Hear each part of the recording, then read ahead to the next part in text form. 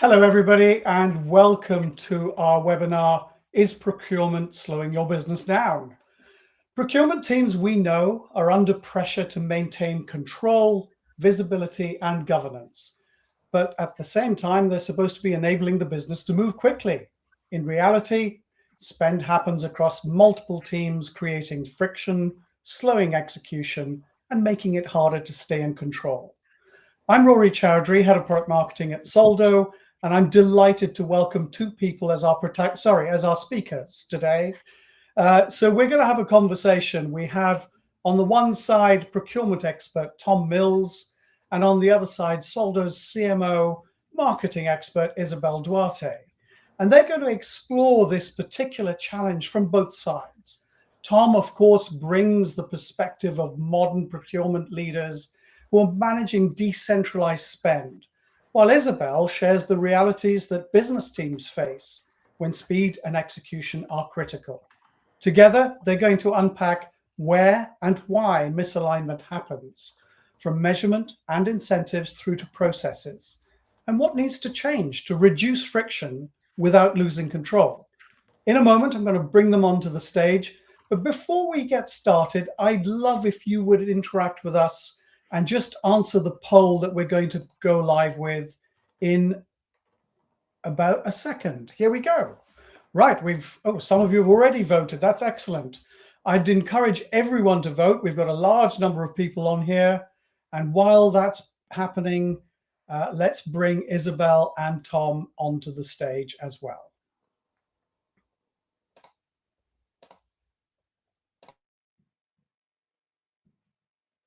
Hey everyone. Hello. Good afternoon.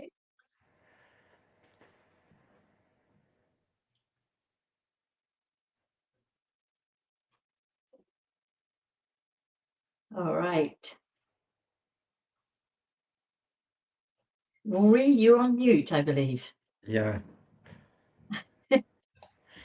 I am on mute. Right, let me hand over to you. Let's start with budget allocation. Often late in the quarter, but you still got to spend it in the quarter, and compliance is critical. I think in general, Isabel, you've always said that marketing knows they aren't procurement's number one priority. And Tom, you've certainly said to me that marketing are procurement's biggest challenge. Take it away. Do you want to go first, Tom? Yeah, I will do. So when I say marketing are the procurement's biggest challenge, there's all sorts of reasons for that. And I just want to say, Isabel, this is not personal. So, but I'm really interested in the conversation. The reason it is because procurement tend to be targeted on very traditional finance-led metrics, which, to be really honest, just don't align with the way a typical marketing team works. So maybe I'm experienced enough and mature enough to have witnessed that, to have seen how that plays out. But I'd be loved to know your perspective, Isabel. Yes. Oh, my perspective. Where do I start? I think I need to start, oddly enough, at the beginning. I think one of the things that people always underestimate is the context that brings the tension, right? Now, here's a few of the realities that never move for marketing. First of all, a budget always arrives late, right? So the reality for most marketeers is you start the quarter, you haven't even got your budget yet. I mean, I have personally known being 2 weeks in the quarter and still haven't got my budget. So the start of the quarter is super tense for marketing. Oh, and by the way, when you do get your budget, you almost never get what you thought you were going to get, right? And so what happens is that every single quarter, it doesn't matter how well you've planned, you start with a replan. So it's a perfect pressure cooker thing. And Tom, I'm really sorry for what I'm about to do, but this is when I would normally hear from procurement phrases like, well, you should have planned better. Right? Yeah, and sorry, you carry on, Isabel. I feel like I'm desperate to defend ourselves there, but you carry on if I've got you wrong. So, which is sort of fair, but really unfair at the same time. I can actually see it from your perspective, because what we do is we flood procurement, and by the way, legal teams as well, with dozens and dozens and dozens of requests right as the quarter starts. And so it's pressure cooker, and everything is urgent, by the way. We know that everything is urgent because we have to spend in the quarter, right? Because one of the other sentences we hear all the time is use it or lose it, right? If it's not used compliantly this quarter, you're done. So there is an absolute pressure cooker environment to how we work, especially at the start of the quarter. And that doesn't help us, and I don't think it helps you either. I'm going to pause here because I feel like you've got a right to answer. Yeah, no. And by the way, I hear and I've heard that phrase in terms of you should have planned better. I can actually, honestly, hear myself thinking it a few years ago. So I accept the challenge. There is a real challenge of alignment here, because typically a well-run procurement process, if it's an RFP or you're going out to select the best supplier, doesn't, it takes 10 to 12 weeks. So that is the duration of an entire quarter. So let's face it, there is automatically a misalignment between the way procurement is set up to work and the way marketing teams set up to work. And what we need to do more, and what we're not doing enough of, is actually sitting down and having that honest conversation. And that's why I think we need to be having this dialogue. That's why I'm so pleased we've got this webinar set up today. Yeah, I concur entirely, because I often think about every single business relationship is about finding the right compromise, right? You don't want a zero-sum game between us, right? Yeah. Can be a loser or a winner. And so you have to sit down and figure out, what are we both prepared to compromise on? And that's a real tough one, because we work in such different ways. I cannot compromise on agility because I'm hurting the business. I have a suspicion you cannot compromise on risk and control, but I don't want to put words in your mouth. Yeah, absolutely. But ultimately, procurement wants to buy well. We want to buy good value, but we want to do so safely. And when I say safely, we're not just here to protect the business. We're there to protect you as budget holders, as controllers of that spend. So the argument I would say is we actually have the same interests, because of course, marketing teams tend to be highly commercial, and you don't want to be spending unwisely. But I think sometimes procurement teams can almost equate what they perceive as a lack of planning from marketing teams as, oh, they're just not commercial, they're just chaotic, they just don't know what they're doing, kind of thing. We just look at the different aspects of being commercial. But oddly enough, you just mentioned something that I hadn't thought about bringing into the conversation today, that it's the negotiation part. Actually, for the buyer, so the marketeer buying, you reach a certain point where you can only negotiate so far. And actually, where I think we miss out is on the opportunity to have you guys coming in and helping us with the last mile of negotiation, right? Yes. Because we're in a danger spot where we don't want to ruin the relationship with the supplier, but at the same time, we probably not doing enough to get more value. Yeah, just on the last mile of negotiation though, and I'm sure there'll be many people in the chat, and I'd love anyone who's on this webinar. I can see so many people have joined. Thank you so much. And we've got, Isabel, we've got a truly, truly global audience. It's incredible. But I feel that sometimes procurement can feel quite frustrated when we're brought in at the last minute, because actually the truth is that most negotiation leverage is lost if we're just brought in to do the fine tuning on a deal that's already been done. So I'm going to throw the challenge back to you, Isabel. How do you bring us in early enough to actually make a demonstrable difference to the negotiation? Or are we negotiating the right things? Oh gosh, are we negotiating? I think this is where the issue lies. I don't think any marketeer can make a serious promise to procurement that they will stand by, which is we'll bring you in earlier, because we do everything last minute, right?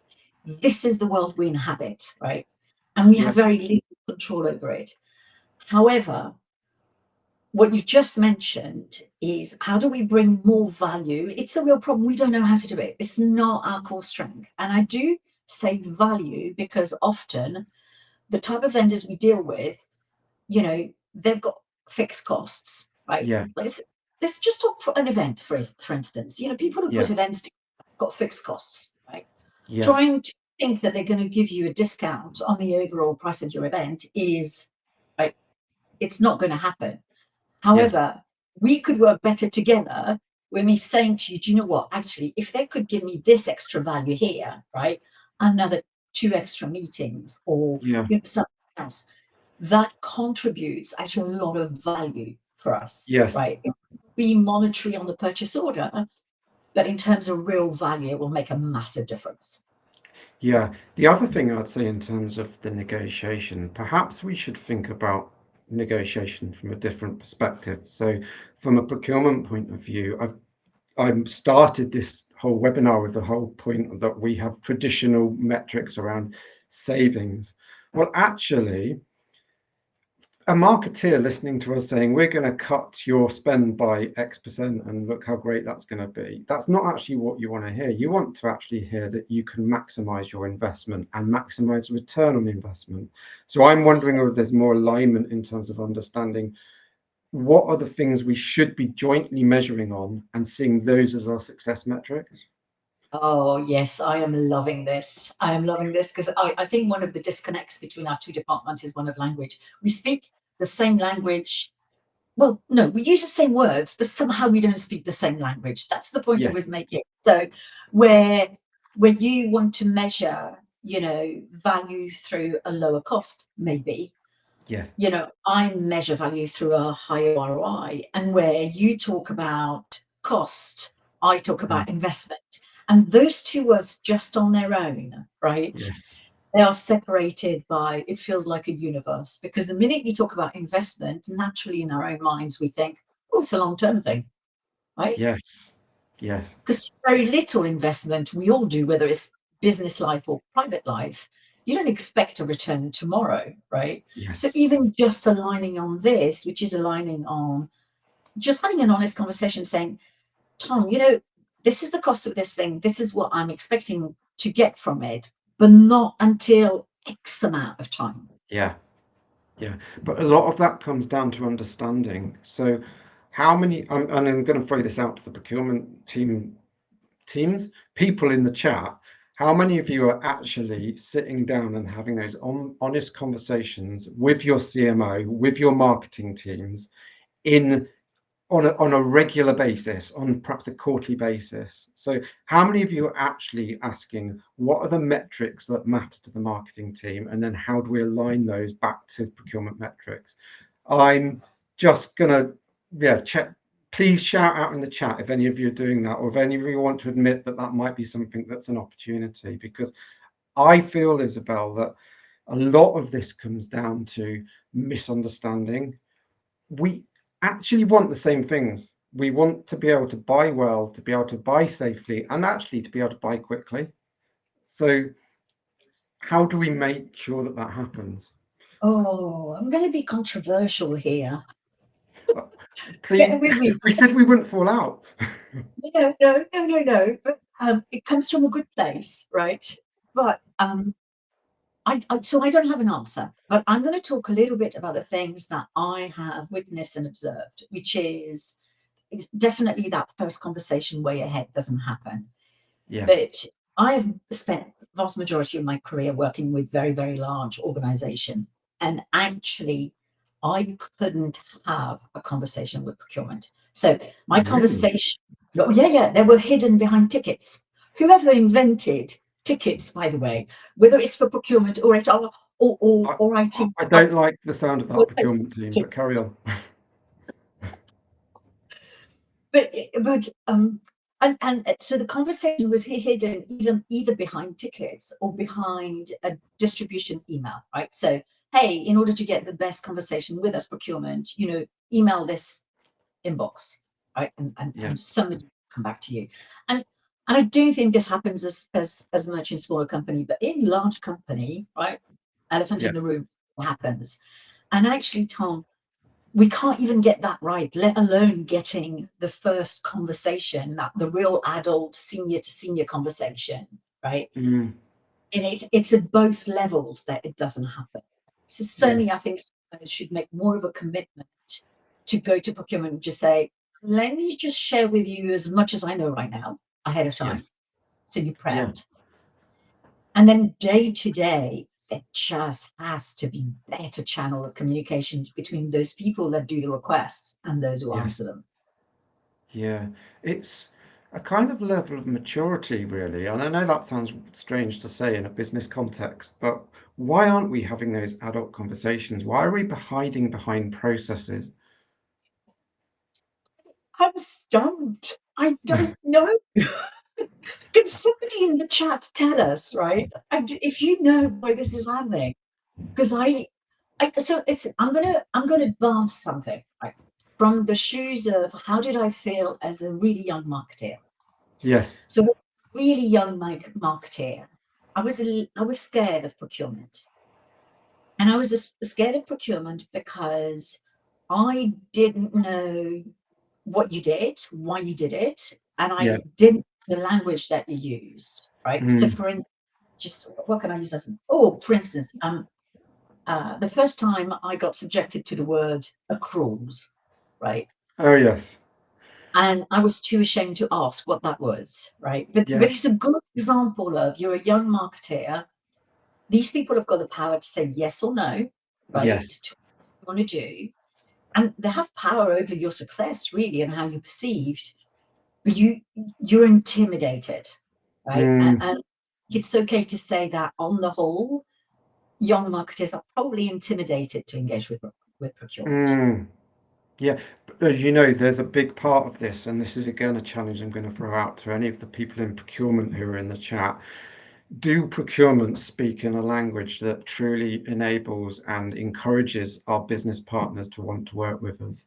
Because a lot of the things that we do sometimes is we hide behind processes or language that kind of almost portrays this technical expertise that actually, to Isabel's point, is intimidating. Why don't we stop and why don't we start thinking about what is the language that is going to enable us to align our understanding with the marketing teams, and how do we do that in a way that means that we work in partnership? Because there's two choices here. We either carry on as we are, and basically marketing is seen as the rogue maverick spenders within the business that we can't get a grips with, or we enjoy delivering a partnership approach where we work closely together to deliver strategic partnerships with good suppliers, and we have a good relationship.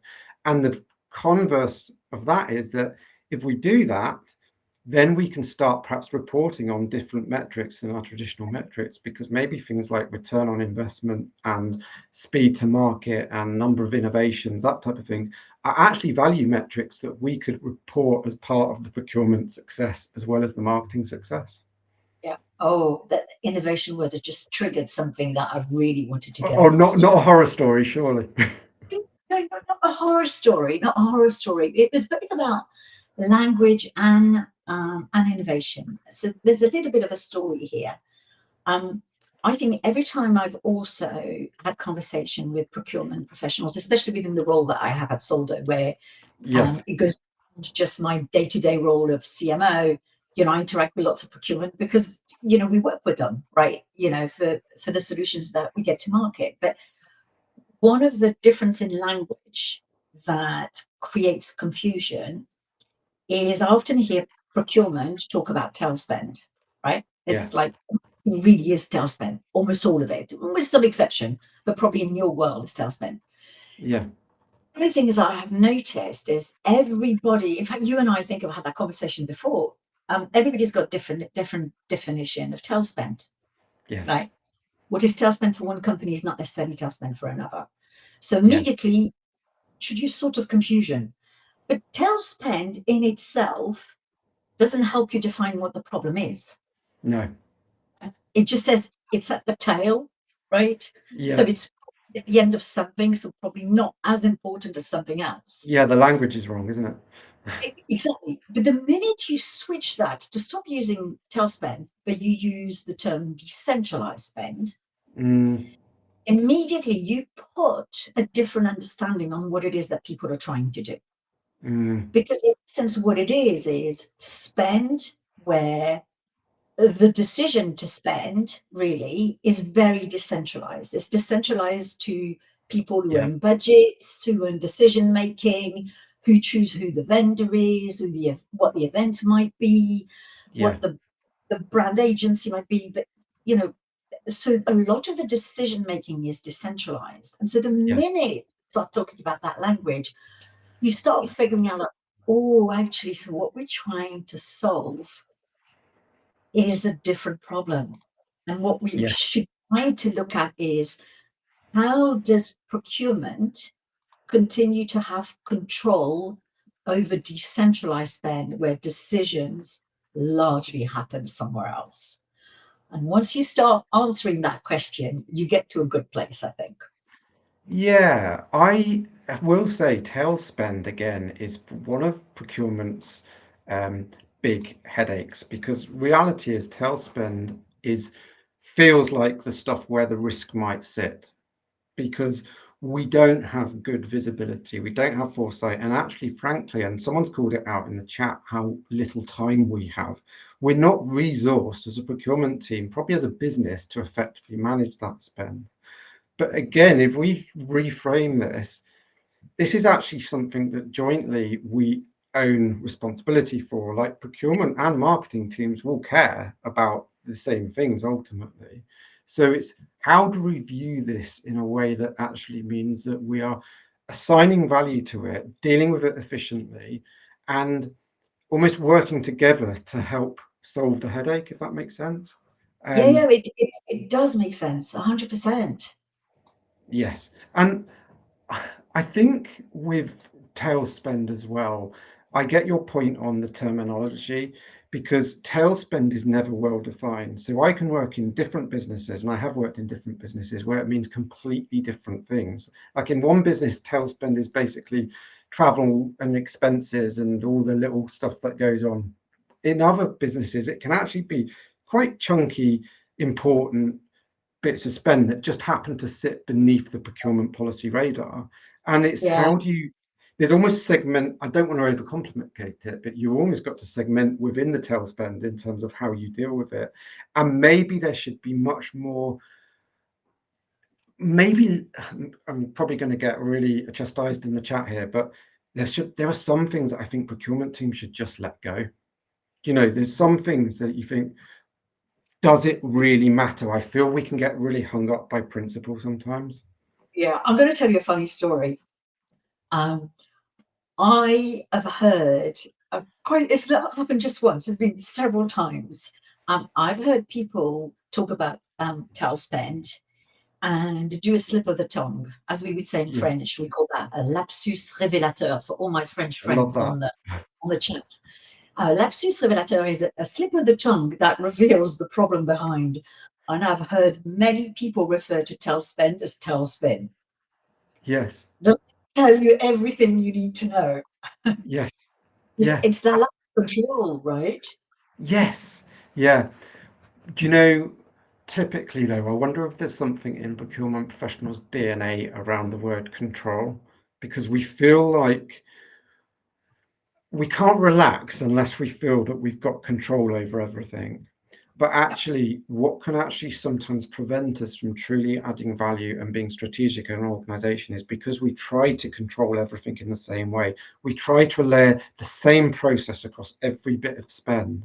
And what ends up happening is we end up kind of frustrating the business, doing nothing particularly well, being over-resourced, stressed, not managing things, and actually missing some of the bigger things. I've been in a situation, Isabel, where I've seen huge due diligence go into the introduction of a freelancer at a relatively low kind of spend. And then at the same time, the board is bringing in a major consultancy to come and do a multi-million-pound transformation program, and there's been no due process around their selection. Now, that might sound extreme. I promise you that has happened. And I'm Oh, thinking, I why? see it. How do we let that happen? Yeah, and I can also see it, and this is where I've got to do a mea culpa. The problem is if we're not prepared to compromise on that control or do control differently, which is something I want to Yes, get back to at this stage, yes, then what happens is, in fact, I've seen it. You either paralyze people. So I can tell you, because I've been there. Sometimes I've made that choice, right? But I've seen it in my teams. Is you just give up because you just think this is never going to get some. Brilliant idea. We could make money from it. I'm not even going to go there. So that's the phrase we'll use, right? And then it's a missed opportunity, which for us go to market people, it's criminal, right? yes, It is criminal. Or, and that might be more criminal, you just get people to break the rules, yes, right? yeah, And then this is absolutely when you do get that maverick spend, you do get that person who's used oh my God, I'm going to say something that's going to inflame the chat here. Marketers who use their T&E card to pay for something that they shouldn't. I mean, it's yeah, not that they shouldn't have bought it, it's just they've used the wrong mechanism. So they yes. use the T&E card to circumvent the process, right? And so they break the rules. Yeah, so what happens there is, Isabel, is what we've not done as procurement is we've not set the framework or the parameters around the different levels of spend to be able to say, here's the process which enables you to get what you need quickly. I've been in the situation where at a business, they were looking to bring in a ice cream van just for the day to the head office because it was a really hot day. It was one of those 35-degree record-breaking days that they had. And there was this procurement guy who was almost saying, no, we need to set up the PO, we need to do, and it's like, no, you're misunderstanding this. Like, what's important here? This is just a local supplier. It's a good for the staff. And that's where I think sometimes we can get too stuck in the kind of control loop. I just want to call out, by the way, because I don't want to miss it. Guy Lowe in the chat has said of procurement, we should be guide dogs, not guard dogs. I feel like I want to use that at the hook of a LinkedIn post, Guy. Can I? It's absolutely brilliant. So, It's utterly brilliant. yes, I think well done. Guy probably doesn't know it, but if you bring dogs into the conversation, you've got Isabel's heart forever. 100%. 100%. You have my heart Um, and my mind, my everything. Guy, I've checked myself into this. I want to, at the risk of getting lynched, I want to interrupt your process flow for a moment. We have a couple of good questions, and also, I mean, you've seen the chat, right? You can monitor as you're speaking. The chat's fabulous, but a couple of good questions, and one, I want to ask you them in turn. So, really good question from Felipe. Procurement's a tool to manage the incoming inputs. Marketing is the creator of the outgoing inputs. Okay. Therefore, should procurement be the budget holder every time? And should procurement therefore be in conversation with marketing before any creative outgoing ideas on the table? I'm saying no. I think you are too, actually, both of you. But go on, answer that one. It's not Well, scalable. It's just not scalable. That's my only thing. yeah, I mean, just so I'm clear, Rory, was the question, and I'm just looking at now, about should procurement be the budget holder and then marketing come to procurement for that budget? Is that it? Yeah, Or, but that's the way I'm interpreting yeah. it. So Maybe Felipe, if you want to clarify, put some more in the chat or ask another question. I know Felipe well, and he's a great guy. So Felipe, forgive me, but I'm going to disagree with you here. Well, maybe it's not a disagreement, maybe it's just a question, a provocation, but I do not believe that procurement's role should ever be the budget holder. We're not here to control in that way. We're here to support, and actually, I'm not going to use the word support because support function has dangerous connotations. We're here to enable the business to buy better. And that doesn't mean that we should control and own the spend. That is my firm belief. And actually, what we should be focusing on is how do we deliver good partnership with our functions so that they want to engage us early. That's my And that's a provocation. lovely segue, Tom, into the other question that I wanted to highlight, which is from Louis Roberts.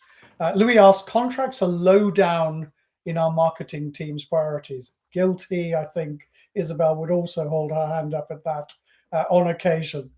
I believe this will always be the case given their workload. And we've talked in the chat about, everyone being time poor at the moment. How do we become a trusted ally to help in that space and become true partners? I'm assuming the we in this case is procurement. So, Tom, over to you. So I have to say I was a little bit distracted by the chat. Can you just give me the essence of the Of question? course. Sorry. Yeah, the question is look, marketing doesn't care about contracts. Procurement doesn't care about marketing's objectives. Back to the initial conversation. But, Louise taking us along the path that I want to take you both on, which is we've really outlined the issue. What's the solution? How does procurement become that trusted ally? How do we create that magic? Because when it works, it's amazing. I think Isabel and I have both seen it once, and it's phenomenal. So that's the I mean, there's probably not time on this webinar to give all of the practical tips on what I've done, but what I would say is, firstly, in terms of the contracts point of view, we need to define actually what protection we need in place for the spend that is actually or the investment, Isabel, that marketing is making. And actually, I think this is where we need to be very careful about trying to create a rigid contract framework that doesn't fit what the marketing team needs. The next thing that I've done well in the past is we've almost worked together collaboratively a year ahead to almost create like a roster of preferred suppliers that procurement and marketing agree have already gone through various stages of kind of due diligence, such that when the marketing teams need to act quickly, there's almost a framework agreement in place already so that we don't have to jump through those hoops. That's a way to get ahead.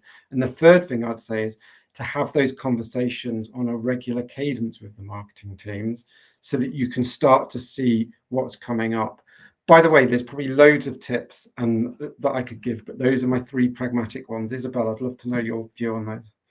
Yeah. So, by the way, before I do this, there's one comment that's actually made me mentally laugh, which is and I've got to pick up on it before I answer. The guy wrote, "Having a budget is a privilege, not a right." I'm going to say something controversial. Said most marketeers think it's a curse. And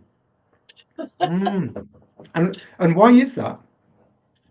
So it is because often is a tremendous weight of responsibility on young shoulders, right? So marketeers, even they are junior, get given with very little training, right? Responsibility over budgets that far exceed what they would have in their own personal lives, right? So it comes with a lot of stress. It comes a lot of stress because let me tell you, we get a lot of pressure from everyone over that budget. Everybody wants to spend that budget differently, right? And then the last thing is because we are 100% held responsible for the results that are driven from that investment. And that sometimes, it weighs really, really heavy. I mean, I always say to anybody who comes into marketing, you have to have the skin of a rhinoceros to make it in marketing, right? And which is what I was saying about it being sometimes a curse, right? It is wonderful if you are confident and if you work with others really well. And then, yes, I agree. It is a privilege. I also agree it's not a right. It is genuinely a privilege because you can do some wonderful things, right? But yeah, it comes with its own fair weight of stress and responsibility. Stress, responsibility, pressure, And just as you're speaking there, I am a big advocate, as anyone knows me, of the soft skills of procurement. So the influencing, and a big part of what I coach with my students is that self-awareness and also empathy. So actually, how many procurement professionals in this chat who are on this webinar right now actually were aware that that's how the marketeers view their budget, and how many of you are actually kind of thinking about the stress and the pressure that the marketing team is under. So that initial assumption that, oh, you know, they're so disorganized, they're so chaotic, they don't care about their spend, all of those things that might go through. Actually, how many of us are aware that actually there's a lot of pressure there? So I think it's about a kind of mindset thing, apart from anything, but are we having enough of those conversations as well? Like, are we actually, I always say the first half hour of the conversation with your new stakeholder, whoever you're building it with, you should forget you're in procurement. You should actually ask questions like, what's going on in your world right now? What are your big pressures? What are your big pressures for the year? And that way we can develop empathy and then start to build the procurement framework around that. 100%. I do feel I have to go back to the initial question though, which was, you know, what are the pieces of advice that I would give? I think some of them you've already covered and I 100% agree with, which is the more senior you are in that relationship, the more you owe it to your teams and yourselves to just sit down and have those conversations that are not happening. So if nothing else, like I said, explain what the plan is, what the pressure is, what you're trying to drive, and do it well ahead, right?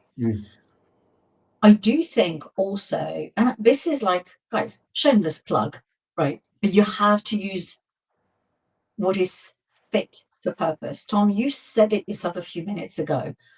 We are trying to push to a function, processes and technology that were designed for something else, right? I never get this right in English, you know, a square peg, round hole, right? Yeah, you've got it right. You've done it. But it's, you know, I feel sometimes that for a lot of what we invest in, that just doesn't work. There are, of course, a few big contracts negotiation for which, you know, 100%, we do the RFP, we work with you, and that works great. But the vast majority doesn't fit that model, and the vast majority requires a different speed. So I think genuinely it is time for us to have a conversation around, is it the right process? Is it the right tools? Right? Because you know, I know this day to day because I know this. Soldo is the only company I've ever worked at where I don't have this problem. And I don't have this problem because we have a different solution. And it is a solution where we give procurement and finance all the control they need, the workflows, the approvals, and everything else, right? But in a solution delivery that avoids the endless going backwards and forwards and you know, endless discussions. It happens in real time, but you don't lose any control. Now it does mean accepting that actually budget that marketing holds is slightly different to the budget that most other functions hold, right? You're under different time frames, you're under different pressures, and you're measured by different things. Exactly. That mean we don't want you to have control, because actually, like I was saying, you know, sometimes it's good to have somebody who does that extra bunch of approvals and signatures, so we feel like, oh, okay, my back is covered, right? Yes. It's important to us. Just one thing, because I talked about empathy, and perhaps we've both got a common challenge here in the room, which we're not talking about, and that is the pressure from the CFO. So very often, certainly in traditional procurement teams, the procurement team reports into the CFO, and the CFO will tend to look to the procurement team to deliver in the year savings. So that is the key pressure point. At the same time, the CFO is looking at the big budget and the big investment that marketing has spent and thought, oh, there's an opportunity there because they don't understand marketing. Is there an opportunity for procurement to actually bridge that gap and to start communicating with the CFO more around the different metrics that we should be measuring marketing spend on? Yeah, 100%. I mean, I can't wait to see what everybody else comes up, because I think the people in the chat will have even stronger opinions. To me, it makes sense, right? Yeah. It 100% makes sense, because that conversation with the CFO, again, with the CMO, is not always easy, right? It's a tough conversation. Rory, I know you're going to come in here, but another brilliant comment in the chat, which I think has just emphasised what you've just said, Isabel. Edwin has said, marketing budgets are easy to cut by senior management, but if procurement can see the value, perhaps we can be marketing's friends. My goodness, I thought we were going to disagree on today's. Rory, can you ask a question that means that me and Isabel fall I'm out gonna with stuff on? throw something in because there's a great question in the chat, which I'm gonna share out now. But we got 40 minutes in before the dreaded phrase came in, and here we go. How would you, in procurement, use AI to make you a superhuman? Or what is the most painful thing that you want AI to alleviate? So I'm going to throw that one at you, Tom, Oh because my we're using it goodness. heavily in marketing. Hang on a minute. This was not supposed to be an AI in procurement webinar. It isn't, no, but it's been asked. So, or we could just pretend it doesn't exist. No. I mean, I get the question, and I do just want to say, just relating it to this chat, these are actually the types of conversations we should be having with our marketing teams around actually AI. I see as a massive productivity hack if used well and if used safely.